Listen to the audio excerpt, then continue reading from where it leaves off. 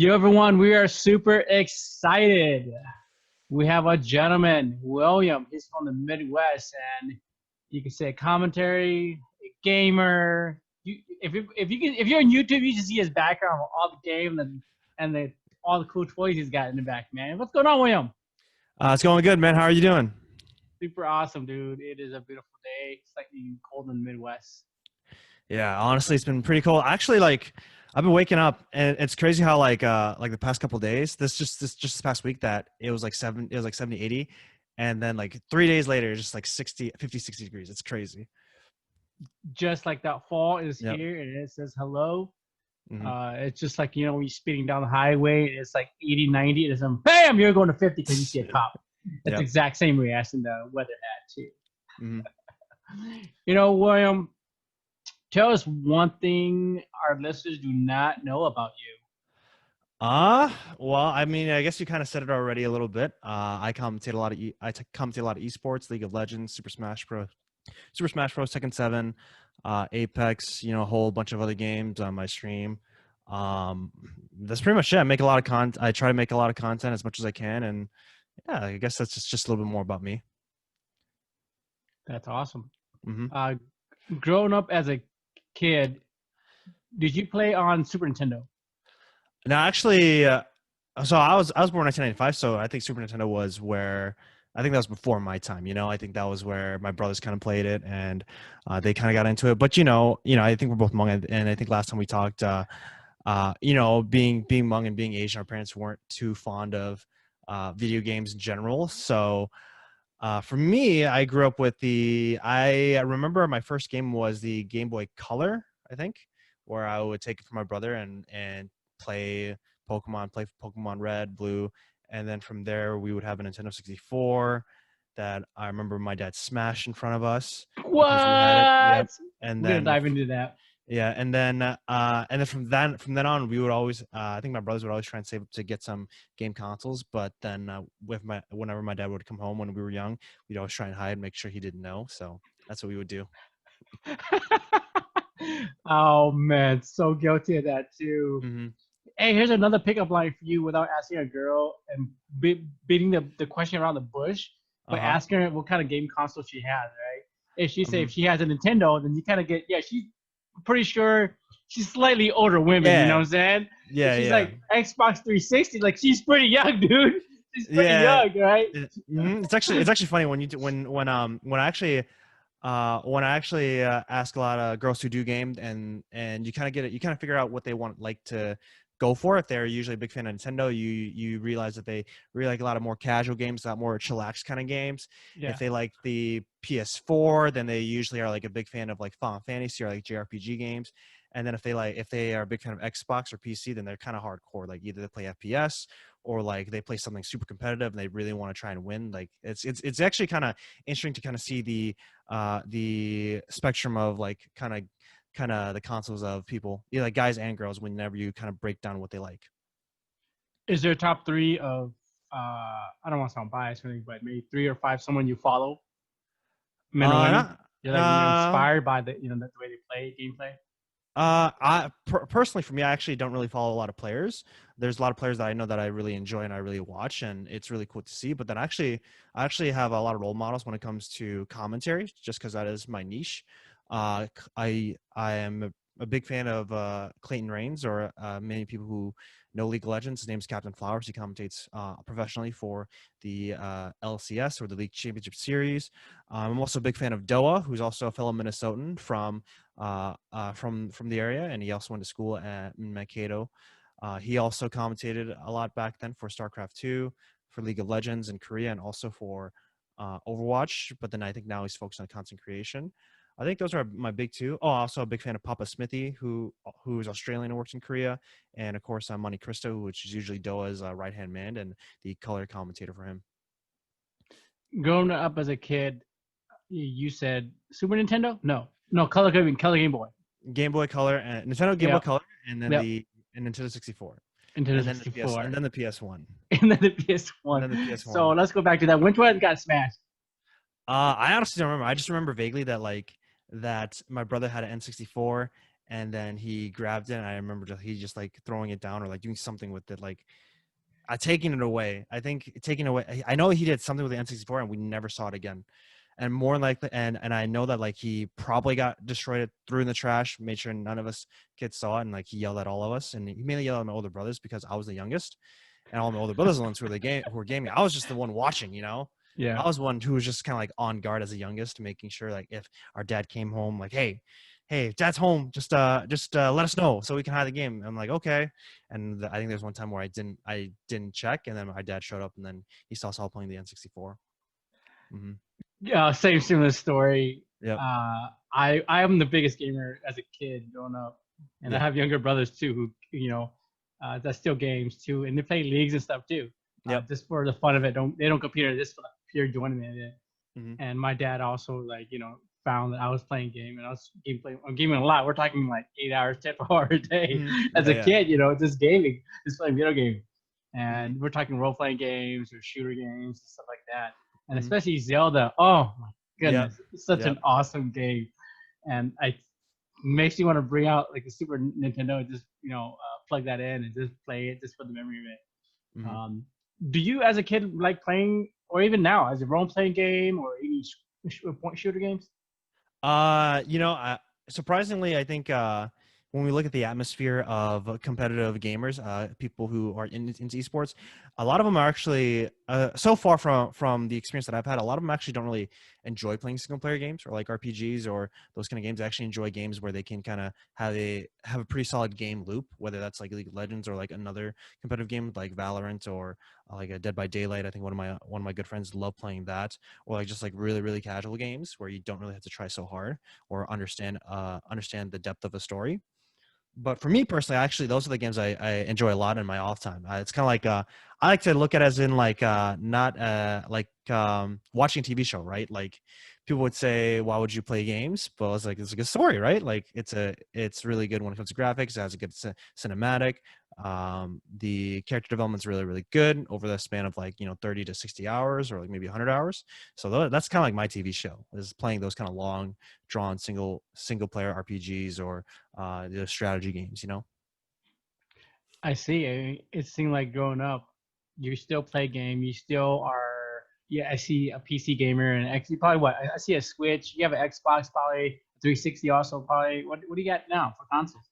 Consoles, I'm actually not a big Xbox fan. Okay. The only time I had an Xbox 360 was when there was the PS3 Xbox 360 era, where the PS3 wasn't the best, and that was the only time I played Xbox 360. But I know a lot of my friends who grew up with Call of Duty, and that's where like Xbox 360 is like their niche. For me though, I'm always a Sony guy, so of course you get to hear that I have my PC, but I also have my Nintendo Switch right there, and also my PS4. And those are the three consoles that I really enjoy the most. What's the most time you spend on leagues? Maybe. Oh, League, I don't know, man. I've been playing since season 1, so that's been 10 years now. I played since I was a young kid. So Let's brag a little bit. How good are you?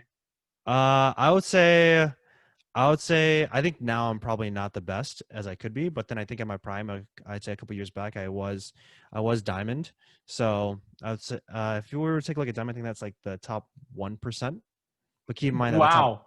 but keep in mind that like it may seem that like, wow, that's really really good, but keep in mind that that's like 1% of like however many, like 2 million, right? Or like 1.5 million. So that's what, 15,000 or like 15,000. I'm sorry, like maybe 150,000. I'm not, yeah, if my math is correct. So like I'm still not even close to like the number one, So that's how wide of a gap there is from being the top 1% to the top 0.1% or 0.01%, right? So What's an old retro game that you picked up and played? an old retro gaming that I picked up and played recently. I actually don't know. I'm trying to think. I think that if I were to play an old game again, it'd probably be something from my younger days. Probably like an old Final Fantasy game. Like I know Final Fantasy 7 remake just came out, but I'd probably replay Final Fantasy 8, maybe 9, maybe 10. Seven, Yeah. 8, So. yeah, 9, 10. Mhm. Yep. Oh man, like I said, my answer to that is like Zelda, dude, Link to the Past, man. Oh yeah. Like an awesome Mm-hmm. old school game that I picked up. I ever had the chance to pick up again Mm-hmm. as a kid. Yeah. Yeah, a lot of Um, people like that game. It's crazy how a lot of Nintendo people love like Legend of Zelda. So. with gaming coming on, it's so huge. It is. gaming is ridiculous now. I mean, it's as growing up as a kid, Hmm. we played it for pure enjoyment. Now it's a sport. There's Yep. kids, there's guys like you, there's players who are like they're like the Michael Jordan of video game. Yeah. Yeah. They're making 5, 6, 7 figures, literally making a Hmm. living off of this. Hmm. Did you see yourself doing that? And Um, I would say I'd say that I actually never really intended to go into esports. I think if you like take a look at the industry and the people who started in the beginning, I don't think any of them intended to go into esports unless they wanted to compete or they wanted to win. We take a look at TSM from way back when. There were just 5 guys who wanted to try and win the world championship, right? We take a look at old Tekken players from way back, like they want to win for the glory. They didn't really think about winning for, you know, winning for an esports title or anything. They just want to make sure that they were known as the number one and have a legacy behind that. So personally, for me, I never really thought about pursuing esports until maybe like 4 years in of the industry, growing up and growing into League of Legends specifically. And I think League of Legends being a big pioneer for that, even though the fighting game community was already established in a decent sense. It was more of interesting to see how back in 2000, I think 2004, 2005, and that part developed. Not 2004, 2005, like 2008. Sorry, 2008 and onwards, all that stuff starting to develop was where it was just kind of like the grassroots approach. So now, yeah, I want to see if I can. I'm still trying to see if I can make a living off esports and content creation and going into commentary. But I think that's what a lot of people in the esports industry wants to do, and find a pathway through there. keep it up, man. You're Hmm. like a commentary. You're pretty much like a news reporter of this now. A You little bit, know, yeah, yeah. if you think that's how I see it. Pretty much a news reporter. You're commentating on all these games, especially leagues, and what you do. And it's just amazing what you do for work. And I Mm, know you're enjoying it, dude. What yeah. have you traveled to for work? I've traveled for to a good amount of places. I think before COVID-19 hit, I've traveled to for Super Smash Bros. I traveled the most for that game just because for Super Smash Bros. Ultimate, there's a lot of traveling to be had, especially in the Midwest, and tournaments only happen in live events. There's no online tournaments or anything like that, just because of how the net code is established in Super Smash Bros. But for Super Smash Bros., I traveled to the farthest I think I've traveled for that would be to Missouri. Yeah, in St. Louis, Missouri. That was where I commentated for Smash Out 2019. And then for League of Legends, I've traveled a good amount so far. I've commentated in. I also commentated in Missouri. I think I'm trying to remember at Purdue University. I'm not too sure where the city was. I wasn't paying attention to the city, but at Purdue University for Midwest Esports. And then when I was in Iowa, I traveled back to the Twin Cities when I was attending school there to commentate for the Player Up esports tournament that was happening in Mystic Lake. And so yeah, those are like I think the two biggest places I traveled to when it came to commentary, and still looking to travel some more or like do more work online. Awesome seeing you. I want to see more from you Hmm. too, Yeah. and check you out and on every event too as well. Hmm. Another thing I was gonna say was Leagues of Legend. Wow, man, it's. I mean, I play StarCraft. Yep. I'm saying Warcraft. Hmm. Way Between back kind of when. I would say Yeah. kind of the founding fathers of of it Yeah. where it Yeah. is now. But I mean, it's just playing Star Wars, and when I see leagues, I'm like, wow, it was just like uh, StarCraft and Warcraft, but now in a whole new era of gaming and Yeah. playing, someone in Japan or playing you locally, Hmm. it's just an amazing game, and I'm pretty sure you had your fair share in StarCraft and Warcraft too, right? I actually never really played. I actually watched my older brother play StarCraft and Warcraft. I actually think I remember on the N64 StarCraft they had Blizzard made a game on the N64 for StarCraft. And that's where I played it, but I never really got into that competitively. Actually, the first game I got into competitively was League of Legends, but for StarCraft and Warcraft, I know Korea at the time when they were developing esports was super big at StarCraft One, Brood War at the time. Uh, but yeah, those two games I actually just played mainly for the story because I think that I actually really enjoyed the story on both aspects of Warcraft and Starcraft and the lore itself behind everything. But yeah, never really got into a competitive. I enjoy watching it now though. I definitely enjoy watching Starcraft 2 now, knowing that I have a good grasp of what's been going on. Warcraft 3. I mean, Reforged to come out. I don't know if they're ever going to be making that into a competitive game, but there's a lot of things that you have to balance in Warcraft 3. But yeah, those games those are definitely throwback games that I really enjoy. With leagues, let's go back to leagues now. Mm-hmm. What's the most character you play in there, man? On League of Legends? Yeah, and why? Yeah. I think when I played a lot, it was I don't know, I'm a guy who likes a lot of flavors. So like Okay. I play mid lane, but then I play like a lot Okay. of characters in mid lane, and a lot of my commentary buddies who are online know me for like picking super wonky counter picks. So I think historically my favorite character has always been Cassidy, but then nowadays I'm just down to play whatever at this point, just because it's fun and I want to try out new things. So I'm more like kind of like a game tester at this point when it comes to just playing with the friends. That's awesome. Yeah. I probably play leagues. My brother played leagues. I probably played maybe a small hand of times too, but never got really big into it. And, still find myself going back to Warcraft with the old school game. Yeah. Dude, what's your take on hackers, man? Hackers and cheaters? Because with PC, there's endless possibilities. Dude. What you're saying there? I mean, of course. I mean, it's pretty obvious that like hackers and cheaters are looked down upon. It's very obvious that like you shouldn't have hackers and cheaters in games, right? Like the same exact way as if you're playing basketball and like someone made a freaking like 2 pairs of mechanical legs. Like what the hell? Like it doesn't make sense, right? Yeah, that's only altogether, right? So if you have all the hackers and cheaters play against each other, then sure, but then you shouldn't be putting hackers and cheaters in the same game as people who are just playing by themselves, They get a taste of their own medicine, and their own medicine is just cheaters against cheaters. Exactly. And, yeah. So they know what's coming for them only. Because I'm playing Call of Duty, for example, and there's a cheater. It's just like this guy's shot's way fast, and he shoots like miles away. Like this guy's a cheater. Either he's like the best of the best, or he's cheating, right? So yeah, exactly. But I'm glad there's games that have a quick preview for your death and stuff like that, so you can kind of see, if they're cheating or not too.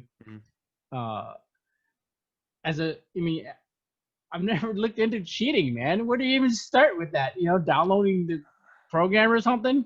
I've never even looked into it. It's a lot of computer science, and I have no idea how people do it, but it's a lot of coding, and it's a lot of all that other stuff. So you wouldn't want to get into it. I don't know how people do it, but it is an art form.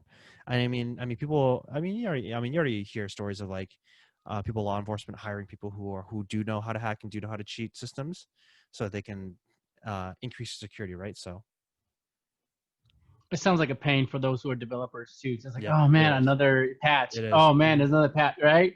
It is. Every day there's always an update because it's another patch because they're trying to cover up a cheat that someone picked out, whatnot too.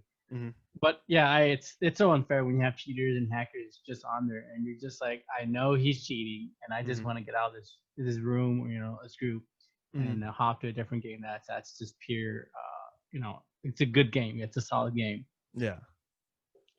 With leagues, it's what's the last time you were commentary for leagues? Quarantine. I mean, prior to quarantine, actual event. Actual event. That would be at Purdue University, I think. Yeah, that was at Purdue University for the Midwest Esports Conference, and that was my last live event I commentated before COVID hit.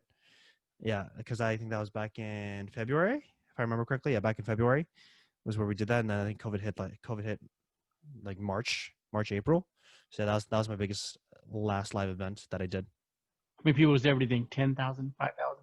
No, it was a collegiate event, so it was mainly probably around like 300, 400 at the event itself. Okay. But then people would watch online because everything would be streamed. So, where's the biggest one in Vegas or something?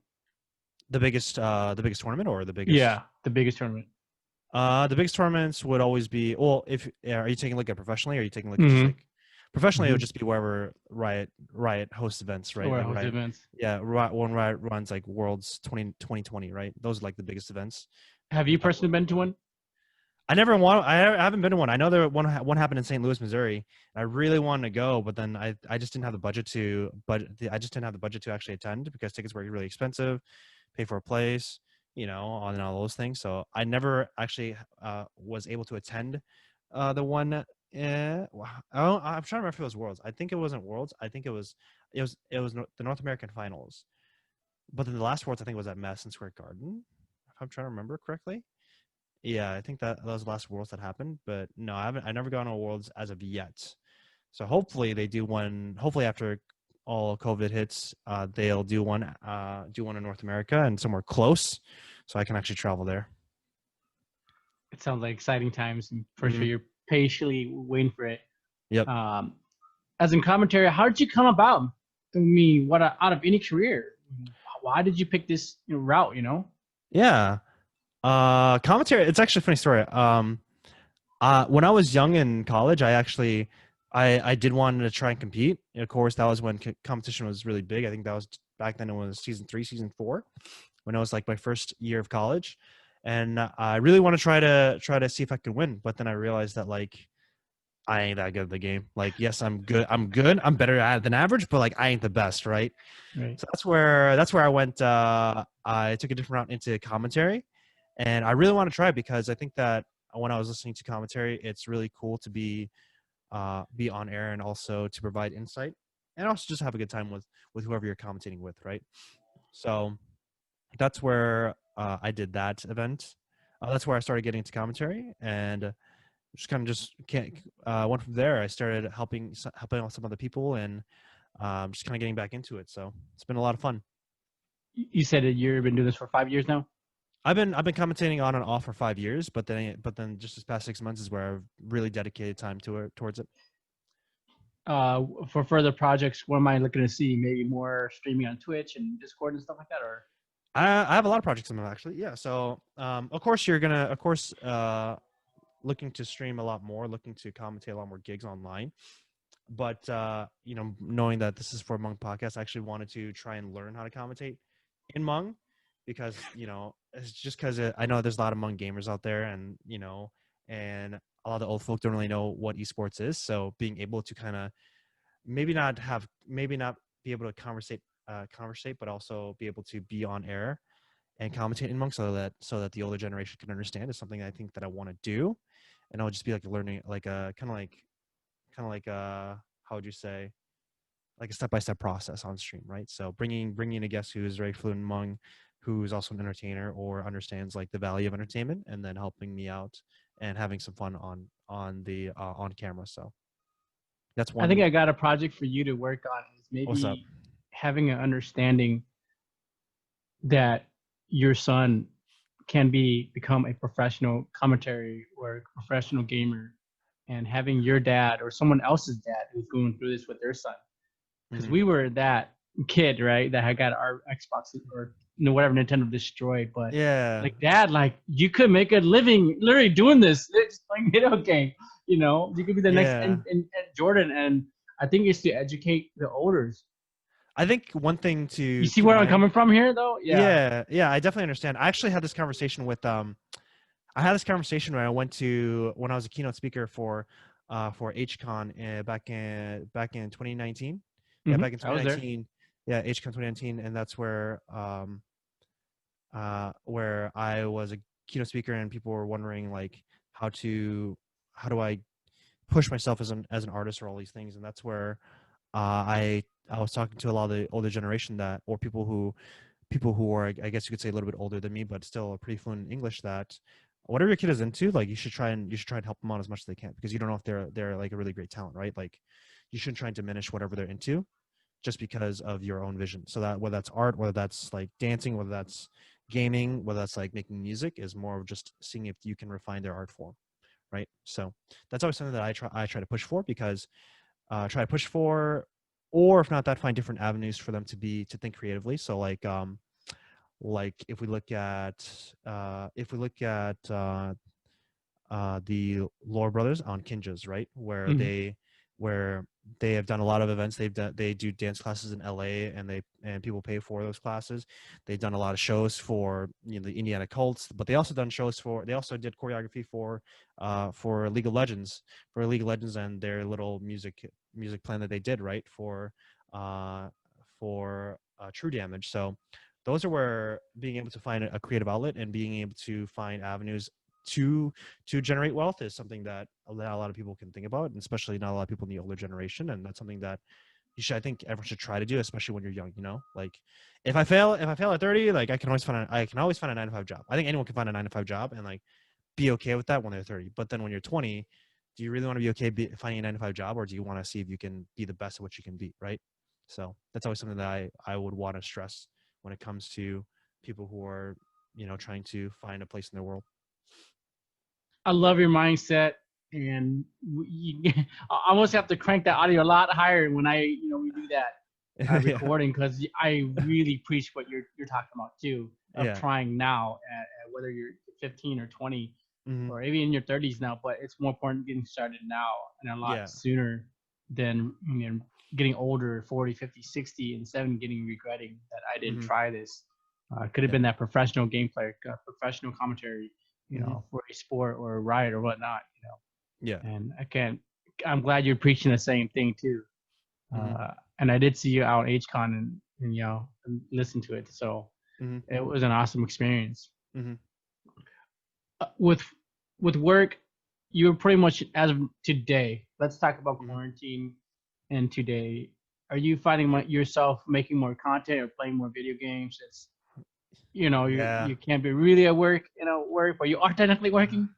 Yeah. I would say, COVID has been a crazy ride, because without COVID, with COVID, then I wouldn't be thinking about making as much content, right? Like I have all these ideas that I want to get done, and that's where all my money is being invested into, is thinking about what I want to do to get set up, right? Like I invested in this camera right now, which is a mirrorless camera that you could see, right? It's not like it's not a very standard webcam that you would see. But then I have like 2 other cameras set up over here for when I broadcast, and I got lighting and all these things. So investing more into the stream and investing more of like making content is something that, being in COVID kind of helps out, because you can't really, there's no more live gigs that you can go to, and because there's no more live gigs, that means that all the gigs are online. But because all the gigs are online, there's an oversaturation of commentators or people who are trying to get into the field.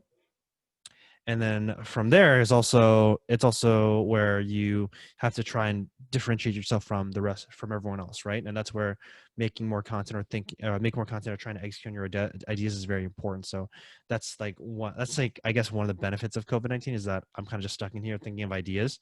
And if I don't think of ideas, I'm just kind of sitting here just playing games and just, kind of just losing out on making more stuff. So it sounds like a win-win situation to me. Yeah, you could just be a turtle. You could hermit up, just like play video games all day, and just wait. But that's not a good idea if you're trying to push yourself. If you're a gamer too, are you more of an anime fan, or comic DC fan, or Marvel fan? Yeah, I enjoy all of it. Actually, I enjoy a lot of it. Yeah, I enjoy all of it. I think that's just nerd culture in general. That's part of gaming. So Gonna nerd it out, dude. Just watch all the anime and play video game all day. Yeah, watch the Marvel Cinematic Universe. I've seen that like through 10 times already because of Plus. Like, just put it on the background, just listen to it. Yeah, that's so awesome, man. You are the only like Hmong gamer commentary that actually does this. That's what I've heard. Well, I haven't done it professionally, like really professional. Yeah. I won't say professionally. I'm not there yet. I won't say I'm professional yet. I'd say that I'm making content or trying to put myself out there the most. You should put some funny commentary on there too. I've been thinking about it. I've been thinking about making some funny commentary too. But we'll some see really really funny one. It's just this commentary is something hilarious. I got humor. I love humor, so I love some funny commentary on. Your commentary. I got to check that out on whatever channel you got. Which one to speak on? These are the things I was gonna ask you, and these are the last 3. What does it mean to be a Hmong man? I actually had this conversation with one of my buddies who competes at a collegiate level and is also looking to go into esports, but in a different avenue than I am. He's more focused on the collegiate aspect of esports, so more the educational side. But he's someone who actually didn't grow up within the Hmong community. He's Hmong, but then he actually doesn't speak a lot of Hmong, right? I make fun of them a lot and I tease them a lot because that means that whenever we go to events and whenever we compete, we can't talk smack about some other people behind their backs, right? In our language. But but we went to an event and we met with another one of our friends now to this day, but at the time we didn't really know each other. He was also another Hmong person who was competing at a very high level, higher than us at the time in that video game. And that was where, I was super happy that I saw another guy who was Hmong. And understood the language, understood our culture, because my best friend, even though he is Hmong, he knows a good amount about our history, but then he doesn't know a lot about the you could say like the community aspect of the Hmong people. And we had a conversation about why I'm proud to see another Hmong person there. And I told him that I think being Hmong is something that you didn't really have a lot of pride in, just because the only Hmong people you hung out with closely was your family, not really friends or like the community, right? And so that's where I told him that whenever you see another Hmong person in esports or trying to push themselves in esports or trying to be a competitor or anything like that, that's where even if you guys may have differences, it's more of understanding that is having that respect, and also understanding that if he makes it, that means that I can make it, that means that other people in the Hmong community can make it. And being Hmong, I think something that I tease a lot is that Hmong people have a lot of pride, and that's something that I always want to stress, is that having respect for your culture, knowing your language, knowing the origins of your story, and understanding that being Hmong and having that kind of community behind your back is something that's super important to have. So we had that entire conversation in the car ride back, because he was just I would say you could say confused, or like was interested in why, like, whenever I see another Hmong person in esports, I get so happy, because he doesn't, right? He's like, I don't understand, like, he's just a person, right? So yeah, that's what being Hmong is about, is making sure that you have a lot of pride in other people, having a lot of pride in yourself, knowing your culture, knowing your language, and making sure that you know your history, because there's going to be a lot of people who are going to ask, what is Hmong people? And that's where you have to give them a good old quick history lesson of where we came from. William, you're in your mid-20s now. Yep. What advice would you give the mid-teen year old William of becoming a gamer, commentary? If I were to give advice to myself, I would say don't. When I was younger, I distanced myself from the Hmong community. Actually, I still love my culture, but I distanced myself from the Hmong community. I would say don't distance yourself from the Hmong community. Understand where they come from and understand how the community operates. 2, don't get in fights with mom and dad as much just because you like video games. This is something that I did when I was younger.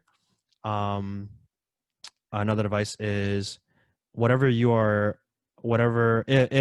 in esports, if I were to tell my younger self that esports is going to be a gigantic booming industry that a lot of people are investing in, then I would tell them that too. It's like, get your feet wet as early as you can, and start thinking about business in esports. So to learn about business, learn up on marketing, learn up on social media, all those things. So those are the lessons I would teach myself if I could go back in time. Lastly, give a quick pitch where our fans or listeners can follow you, listen to you, find you. Go ahead. Yeah, you can always find me on a lot of social media platforms: Twitter, Facebook, Instagram, all at chillingwok. I have a YouTube channel as well that's on chillingwok. And then I have a Discord community as well. And to find my Discord community, you can come on stream on Twitch or on my Twitter, and there'll be a Discord link there if you want to get to know me a little bit more when it comes to video gaming, or just hanging out, being a little bit more personal. And I have a pretty cool community there. Just a couple nights ago, we did a Mulan watching night to watch a live action Mulan all together. We play video games together as well, super late night, and we just talk about food, because I really like a lot of cooking and all that stuff. So yeah, it's just a grand old time. So that's the best places where you can get to know me a little bit more. This is extra. Where'd you get the brand chillingwok? Yeah. So a lot of people actually ask me this. So chillingwok is actually an anagram of my first and middle name. and a lot of people who aren't Hmong wouldn't figure this out really well, because they're like, how the hell do you get Will and like your middle name there? So of course my name is William or Will, and then my middle name is Qigong. So then in English it's Qigong, right? So then you put Will and Qigong together and you get Chilling Wok. So that's how I made up my tag. So William Qigong mo Chilling Wok sa. Dude, the first thing I think of when I see chilling wok is a Yeah. frying pan. That's the first thing I Yeah. think is a frying pan. You Mhm. see they're stir frying some noodles or something. Yeah. Well, we are super thankful and grateful for your time, William, Mhm. to come Yep. on and chat and get to know you a little more. Yeah, we can't thank you enough, man. Yeah, no problem. Sweet. Till then. All right, thanks, man.